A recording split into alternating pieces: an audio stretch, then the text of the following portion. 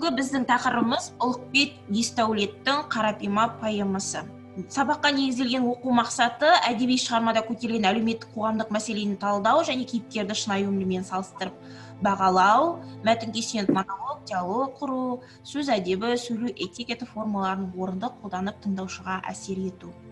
Бағалау критерийлеріміз мазмұнын түсінеміз, әлеуметтік мәселені талдаймыз, кейіпкерлердің шынайы өмірмен байланыстырамыз, мәтінге сүйеніп монолог дайындайтын боламыз. Енді алдарыңызда жалпы Ұлықбек Есдәулет туралы сіздер не білесіздер? Бірақ кім не айта алады? Естулеріңіз бар ма Ұлықбек Есдәулет туралы? Ұлықбек Есдәулет 1954 жылы 29 сәуірде Шығыс Қазақстан облысы Зайсан ауданы үлкен Қаратал ауданында дүниеге келген. Ол өзінің еңбек жолын 1971 жылы облыстық коммунизм тобы газетінде бастаған.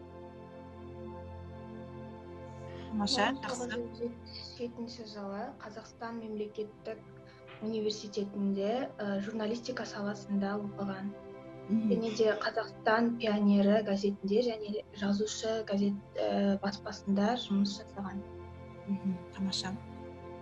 Сонымен қатар ол 1983-85 жылы Максим Горький атындағы әдебиет институтының жанындағы жоғары әдеби курсты бітірген. Сонымен қатар ол жазушы баспасында сын редакциясында редактор болып жұмыс жасаған. Тамаша, өте тамаша.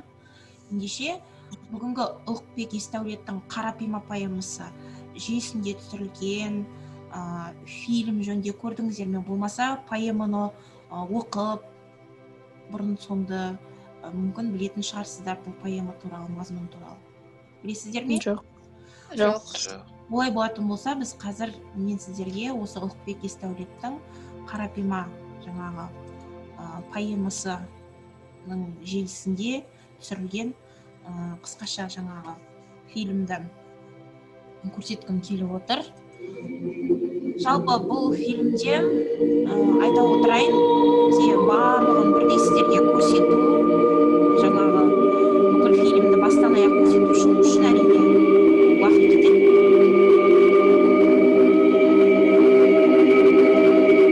Сол себепті де мен тек сіздерге жаңа қысқаша үзінді әр жерден көрсетіп отырамын, иә балдар? Өздеріңіз қайтадан қарап шығуларыңызға болады.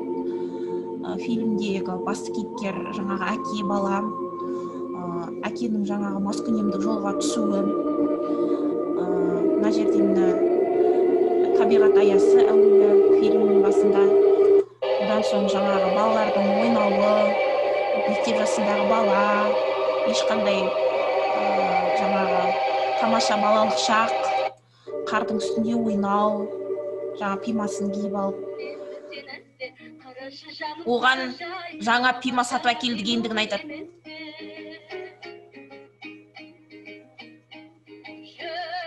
Әсте, бірақ бұл іс әбден кеш болды. Солай ма, балдар? Себебі бұл пиманың енді оған қажеті жоқ. Не болды? Кешегі әкесі кеудесіне итеріп тастап кеткен үсік қарда оның баласы неткен? Екі аяғынан айырылып қалған еді.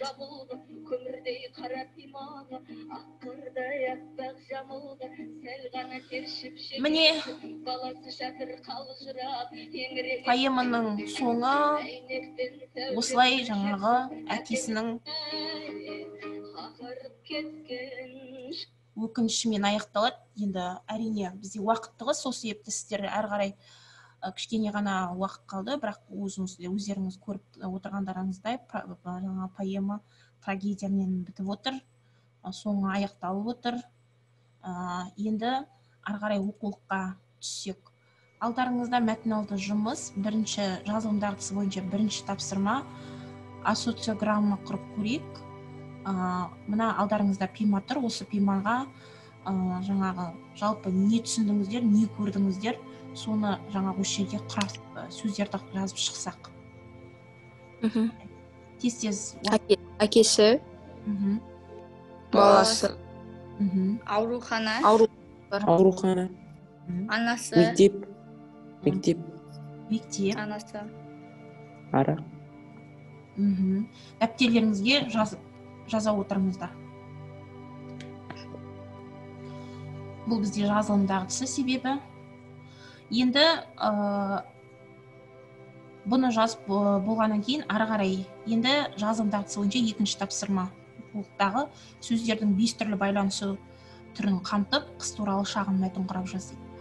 Ендеше сөздердің 5 түрлі байланысу түрін есімізге түсірсек, алдыңғы сабақтар бойынша бұл қандай байланысу түрлері? Матасу, Қиысу. қиысу, Қабысу. Жанасу. Жанасу. Меңгеру. Меңгеру. Тамаша. Енді қыс туралы шағын мәтін құрау үшін сіздер топқа бөліп тастайын, уақыт алмас үшін бір топтан бір мәтін жарайды. Сол себепті де мен қазір сіздерді зумға бөлемін. Сессиялық сіздерге 5 минут, 3 минут уақыт берейін. 3 минуттан кейін қайтадан осы жаңағы залға оралатын боласыздар. Бірінші топта. Енді әркім өз жаңағы ойын айтса. Сонымен қыс туралы шағын мәтін. Бірінші топ. Қыс ең суық жыл мезгілі. Аяз бен борандардың уақыты. Соған қарамастан бұл мезгілді ұнататын адамдар көп, әсіресе балалар. Бұл мезгілдің ең сиқырлы уақыты. Енді екінші жазылым дағдысы бойынша біздерге үшінші оқылым жазылым дағдысы бойынша үшінші тапсырма. Әртүрлі дерек көздерді пайдаланып оқып, қыс мезгіліне табиғат құбылыстарына қатысты тыйым сөздер мен мақал мәтелдерді теріп жазуымыз керек. Енді осы бойынша біз қазір Padlet тақтасына кірейік. Сіздерге жаңағы ссылка жіберілді. Бұл жерде табиғат құбылыстарына қатысты тыйым сөздер, мақал мәтелдерді әркім өзі тақтаға ілсін. Ал ілейік ендеше. Жазайық. Күні жоқ, табиғаттың оны айтар тілі жоқ дейді. Табиғат жер байлығы, батырлар ел байлығы. Тамаша. Тамаша. Биік таудың басы қыс, баурайы жаз. Қыс арбаңды сайла, жаз шаштанаңды сайла. Кім еді бұны жазған бізде?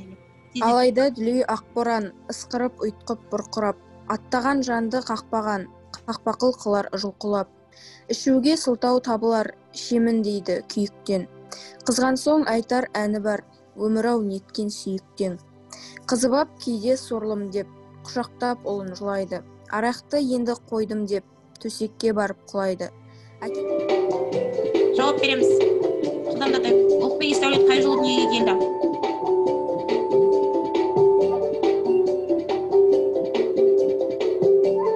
Жауап береміз. Кетейік. Ары қарай келесі сұрақ.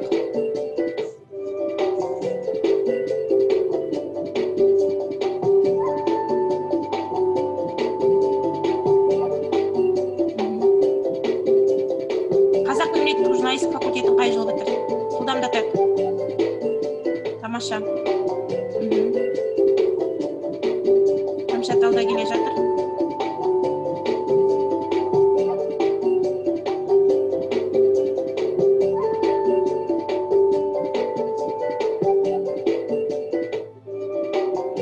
Тамаша. Ұлықбек Есдәулет Қазақстан жазушылар одағының төрағасы болып қай жылы сайланды?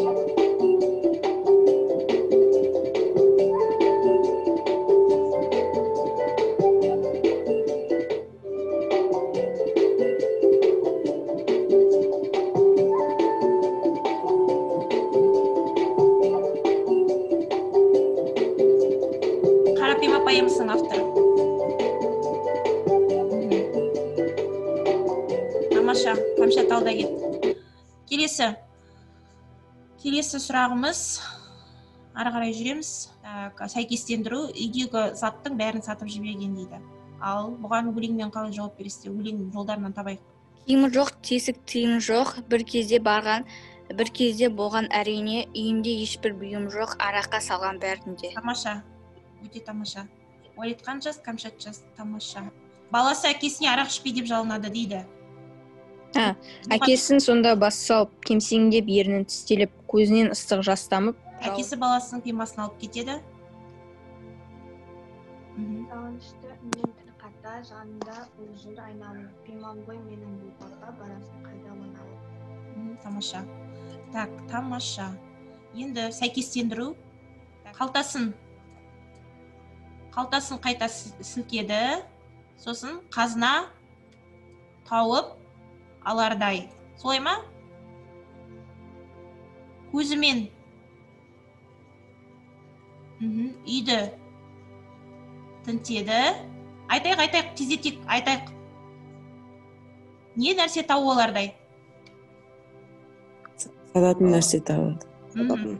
Сататын нәрсе тауардай. Сілер кесарсан күйімен, сілкірей аңсап қимасын. Қолтықтап шықты үйінен, ұлының қара пимасын. Тамаша. Осымен активити бойынша сіздер жауап бердіңіздер. Тамаша. Өте жақсы жауап берген Камша, Перизат алда болды. Диас та алда болды. Жалпы жақсы жауап бердіңіздер. Енді үйге тапсырма берейін деп отырмын. Алдарыңызда. Ұлықбек классрум бойынша Ұлықбек Есдәулеттің қарапайым пайымы 11-ші тапсырма. Бұл әрине оқулықтан алынып отыр. Бұл жерде мәтін мазмұндағы ойды ауызекі сөйлеу, көркем әдебиет, публицистикалық стильдерде жаз, олардың ерекшеліктерін салыстырып талда. Бұл сіздерге үйге классрум бойынша тапсырма. Ендеше кері байланыс. Бес саусақ тәсті арқылы сұрақтарға ауызша жауап беріп көрсек. Сонымен бүгінгі сабақта ең маңызды мәселе қандай болды, балдар? Қандай мәселе? Маскүнемдік жөнінде айтылды, иә? Иә. Маскүнемдік. Бас бармақ басты мәселе. Баланы үйрек бірлесу. Мен топта жұп болып қалай жұмыс жасадым? Қалай жұмыс жасадыңыздар? Топқа бөліндіңіздер, солай ма? Бір-біріңізге көмектестіңіздер. Кім маған көмектесті дейді. Өз ойларыңызды айта беріңіздер, ашық. Мысалға маған Камшат көмектесті деген сияқты. Немесе Перизат өз ойын айтты деген сияқты. Мен адамнан түсіндім деп айта беріңіздер өтініңіздер.